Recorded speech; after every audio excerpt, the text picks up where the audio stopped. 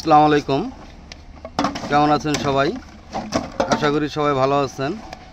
Kamal plastic and recycling ফ্যাক্টরিতে আপনাদের সবাইকে শুভেচ্ছা ও স্বাগতম। তো অনেক ব্যস্ততার পরে আজকে একটু ফ্রি।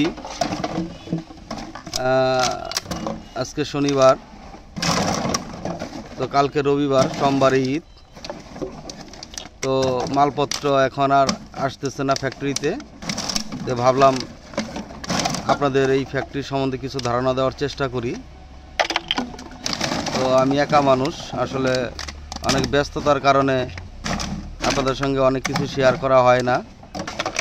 ক্রয় বিক্রয় সব আমি নিজেই করে থাকি। দেখতে পাচ্ছেন একেবারেই নিরিবিলি পরিবেশে আছি, কোনো ঝামেলা নেই, যেহেতু মাল আসতেছে না এবং ফ্যাক্টরি থেকে বেরোচ্ছে না, সেহেতু কাজের চাপ অনেকটাই কম। তো ভাবলাম আপনাদের সঙ্গে একটু শেয়ার করার চেষ্টা করি। এ হচ্ছে আমার প্লাস্টিক রিসাইক্লিং ফ্যাক্টরি, ছোটোখাটো, দেখতে পাচ্ছেন গ্রামীণ পরিবেশ।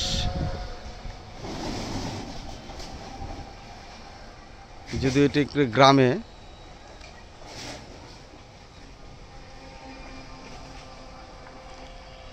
হচ্ছে রাস্তা।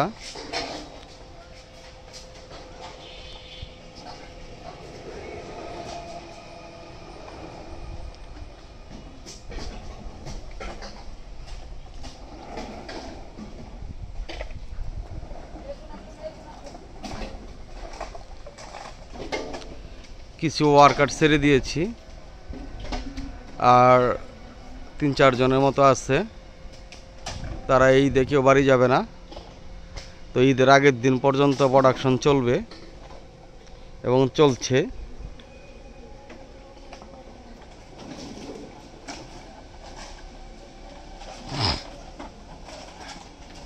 যারা প্লাস্টিক রিসাইক্লিং ব্যবসাটি শুরু করতে চাচ্ছেন, মূলত তাদের জন্য আমি ভিডিও কন্টেন্টগুলো তৈরি করে থাকি। তো আপনারা যারা এই ব্যবসাটি শুরু করতে চাচ্ছেন, তো এই ব্যবসাটি শুরু করা খুব সহজ, কিন্তু পরিচালনা করাটা একটু কঠিন আমার কাছে মনে হয়। কারণ দীর্ঘ 6 বছরের অভিজ্ঞতায় আমি যতটুকু পেয়েছি, ব্যবসা দেওয়া যায়, টাকা থাকলে ব্যবসা দেওয়া যায়। আসলে ব্যবসা টিকে থাকাটাই চ্যালেঞ্জ। ব্যবসার টিকে থাকাটাই হচ্ছে চ্যালেঞ্জের বিষয়। তো দেখতে পাচ্ছেন এখানে ওয়েস্টেজের মধ্যে ওয়েস্টেজ, এগুলো আপনারা দেখতে পাচ্ছেন, এগুলো আমাদের বোতলের সঙ্গে আসে।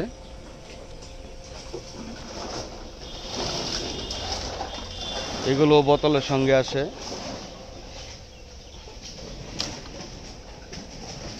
এগুলো ঘাটতি।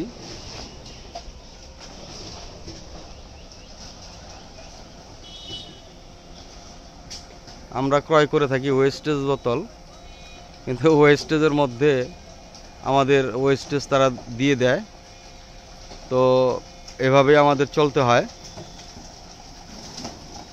একটা সাধারণ বিজনেস, যে কোনো ব্যবসা যদি আপনি শুরু করতে চান, তার আগে পূর্বে যদি সেটা সম্বন্ধে ধারণা থাকে, তাহলে ওই ব্যক্তি ওই বিজনেসটা খুব ভালো পরিচালনা করতে পারবে। আমি এই ব্যবসাটি যখন শুরু করি, আমার পূর্বের কোনো ধারণাই ছিল না। এই ব্যবসাটি পরিচালনা করতে করতে আমার ধারণা তৈরি হয়েছে। সেখান থেকে কিছু ধারণা আপনাদের সঙ্গে শেয়ার করার চেষ্টা করি প্রতিনিয়ত। দেখতে পাচ্ছেন এগুলো ওয়েস্টেজ, এগুলো সব ওয়েস্টেজ, এগুলো ওয়েস্টেজ। এই যে ওয়েস্টেজ দেখতে পাচ্ছেন কি পরিমাণে ওয়েস্টেজ বোতল আসে।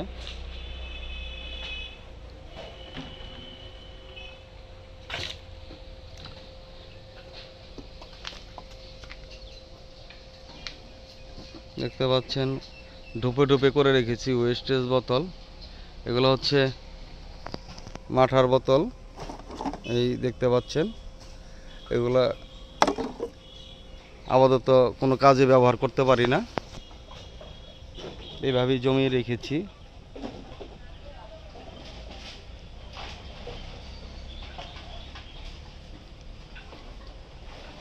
যারা এই ব্যবসাটি শুরু করতে চাচ্ছেন তাদের উদ্দেশ্যে কিছু কথা আমি বলতে চাই যে আপনারা ব্যবসা পরিচালনা বা ব্যবসা শুরুর আগে যদি একটু ধারণা নিতে পারেন যে কোনো ফ্যাক্টরি থেকে, এবং কিভাবে তারা পরিচালনা করেন, কীভাবে ক্রয় করে থাকেন, কিভাবে বোতল সংগ্রহ করে, সে বিষয়ে আপনাদের ধারণা নেওয়া দরকার আমি মনে করি। আর যারা ধারণা নিয়ে এই ব্যবসাটি পরিচালনা করবেন তারা খুব ভালো করতে পারবেন। দেখতে পাচ্ছেন এ হচ্ছে আমার ফ্যাক্টরি এরিয়া।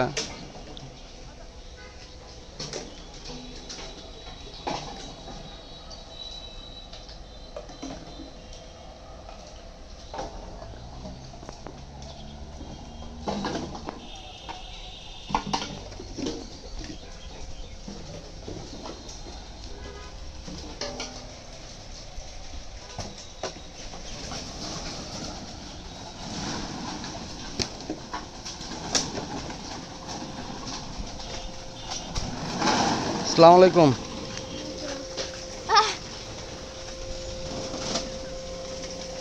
সালাম দিলে হাসি আহে পড়ে না?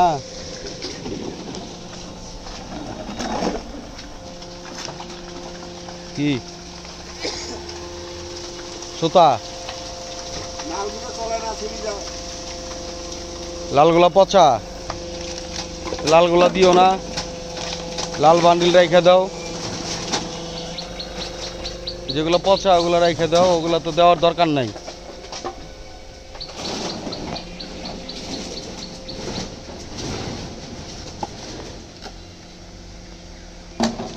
ঈদের সময় প্রচুর পরিমাণে বোতল আসে,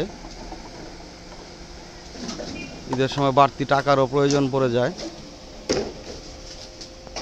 কারণ প্রচুর পরিমাণে বোতল যখন আসবে তখন আপনাকে সেগুলো ক্রয় করতেই হবে। সারা বছরের তুলনায় ঈদের আগ মুহূর্তে আপনাকে টাকা সংগ্রহ রাখতে হবে।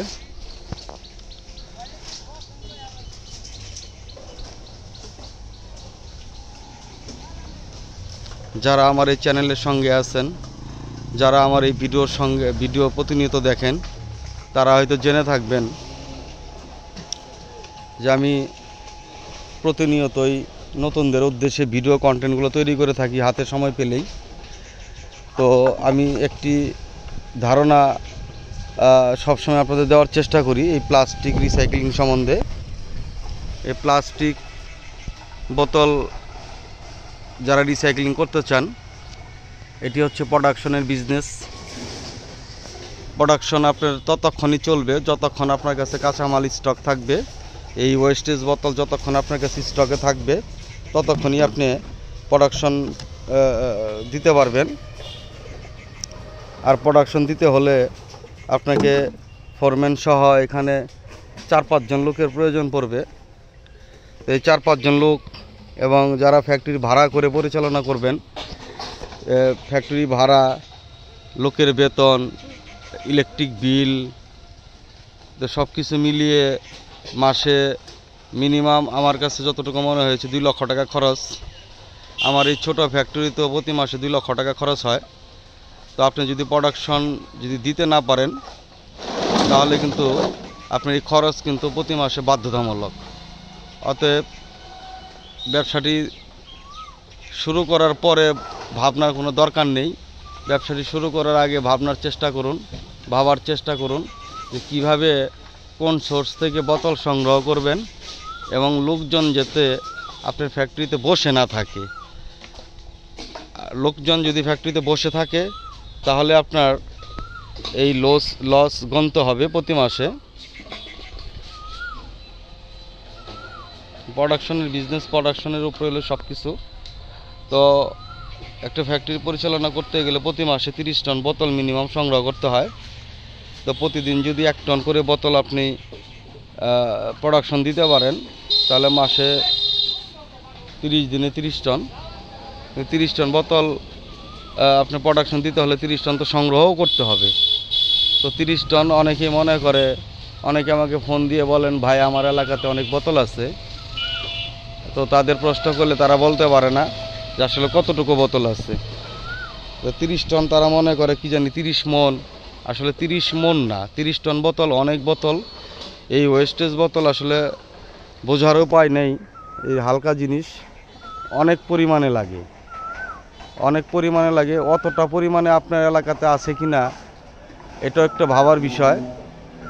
আর আপনার এলাকাতে যারা আগে শুরু করেছে তারাও তো বোতল সংগ্রহ করছে। যখন আপনি শুরু করবেন তখন ওনাকে না দিয়ে আপনাকে কেন দেবে, সেই বিষয়টা একটু ভাবার দরকার। ধরুন আমার এলাকাতে আমি ব্যবসা শুরু করেছি, আমি এখন বোতল সংগ্রহ করছি। আপনি যখন শুরু করবেন, ধরেন আমার এলাকাতে আপনি শুরু করলেন, আপনাকে কেন দেবে সেটা তো আগে ভাবতে হবে।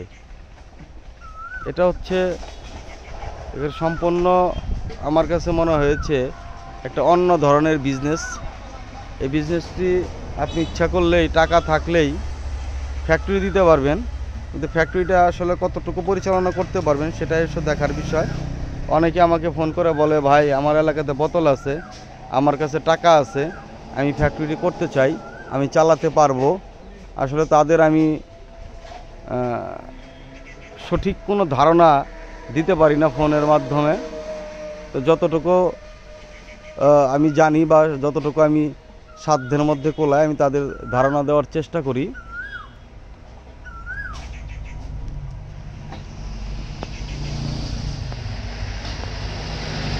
দেখতে পাচ্ছেন। ধন্যবাদ সবাইকে কষ্ট করে ভিডিওটি শেষ পর্যন্ত দেখার জন্য। সবাই জেনে শুনে এই ব্যবসাটি পরিচালনা করার চেষ্টা করবেন।